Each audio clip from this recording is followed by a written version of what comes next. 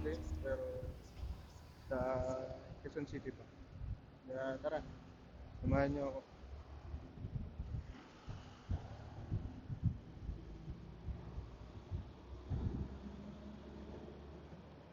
Ay, punta pa tayo sa malubak na part eh.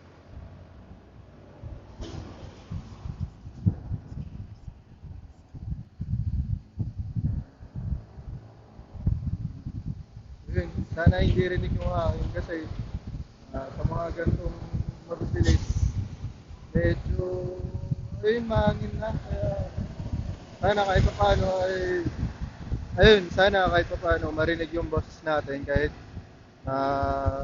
mahangin. So ayun, ma-check natin mamaya. First time pa lang natin 'to gagawin. So sana ma-improve para after ng ilang ano, ito na yung magiging mic natin. Kahit medyo maingay, so ayun, maririnig naman nata siguro tayo nito. And medyo matraffic ang C5 kahit na alas 11 na ng gabi. Ayun.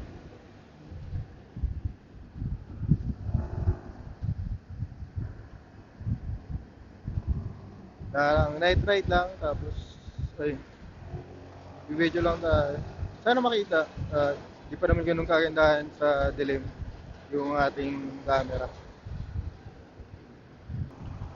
Ayun. Lagi dapat tayo signal ba kapag mag-overtake tayo sa kaliwa man yan or kanan.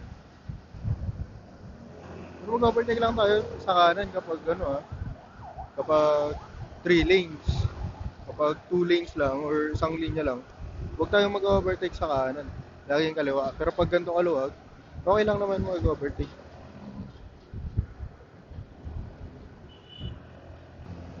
Grabe. Ang bakbakan talaga mga jeep dito eh.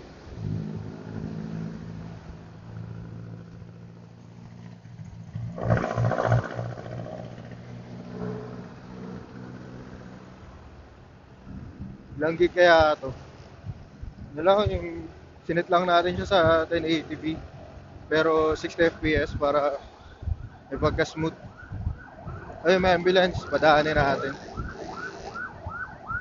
Ayun, medyo matagtag dito sa may papuntang BGC banda. Nagkatagtaran.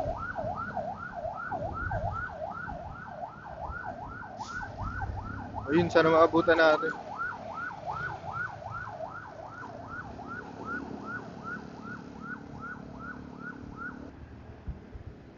Guys, sa parating to, malubak-lubak din. Kaya mag-ingat tayo. Kasi malubak siya eh. Ingat-ingat tayo at yung mga shocks na baka di kayaan. Ilaw tayo kasi mag-overtake tayo. Uy, grabe.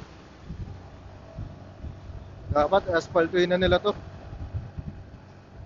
Kasi grabe oh. Parang nasa barko. O kaya nasa bangka. Sa alog. Pero kaya yan ng Birchman.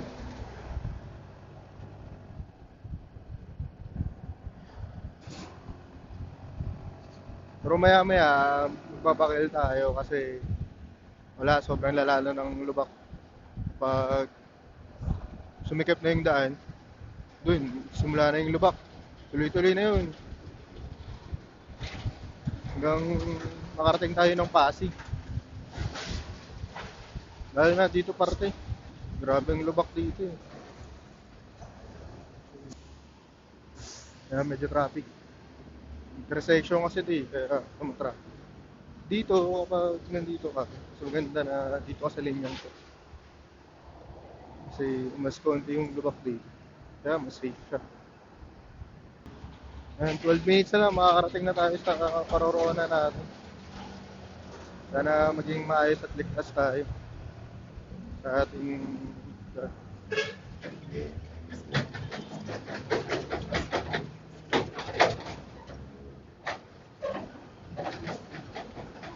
Kaya matakot pag may truck.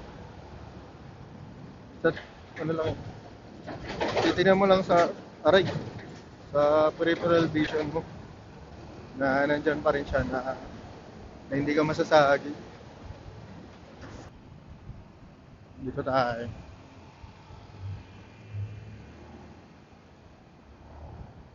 Medyo hindi malubak.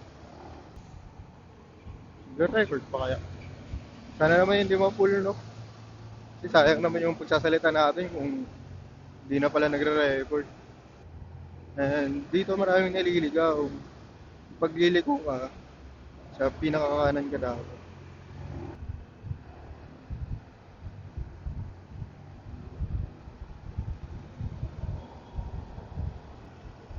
And guys, 11:15 na ng gabi. At nandito pa rin tayo sa C5. Na-enjoy natin yung view ng Manila. Sanang umulan, dahil ang tag-ulan na pala ngayon, no? Gumaga, ang lakas ng ulan eh. Bumaba pa agad. Pero pag gabi, okay naman, maliwanag naman. Kita naman yung buwan. Ayun, pababa na tayo. At medyo traffic pala sa unahan natin. Ayun. Pero flowing naman.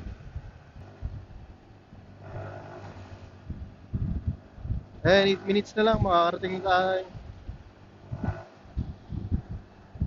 Ang lakas ng hangin. Sana talaga rinig tayo dito. Kahit ganito kalakas yung hangin. Kaya sana man lang kita yung daan, no? Ayan. Lakas ng MDL natin, kaya nakakaya din naman gamitin. Kaya minsan, paminsan-minsan lang dapat yung ano. Actually, lahat naman dapat ng MDL, paminsan-minsan lang. Pag wala talagang sasakyan sa unahan. Kaya kapag sa mga probinsya, ganun. Pero dito kasi, kahit ano, sobrang lubak eh.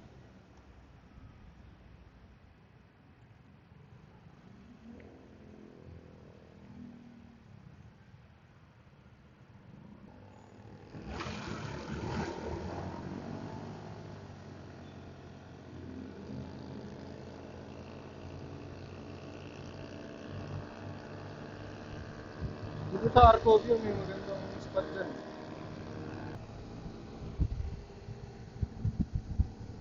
Yan. Maintain lang natin ng 60. Or mga 65 ganun.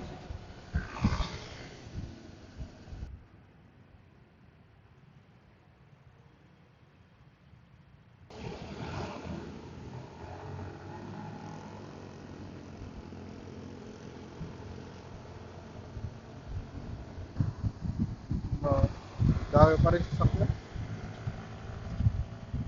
Mga alas 12 na, marami pa rin sasakyan. Traffic. Grabe.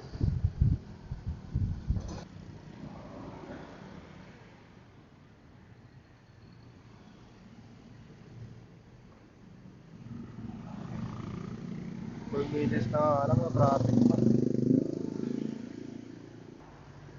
Meron kasi tayong side box, kaya hindi mahirap mag-video.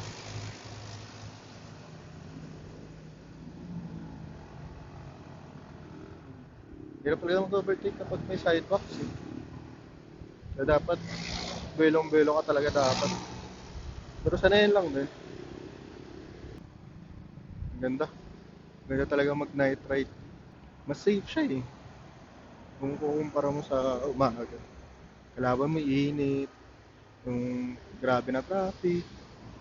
Paggabi, ano lang eh. Mga malalaking trucks. Mga konting traffic. Pero okay na eh. Solo mo rin daan eh. Kaya mas safe siya. Tapos meron ka pang ilaw na kaya mag-focus sa daan. So makita mo yung mga lubak.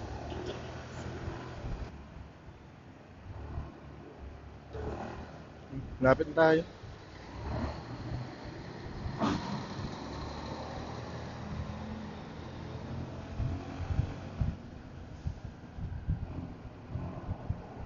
Grabe.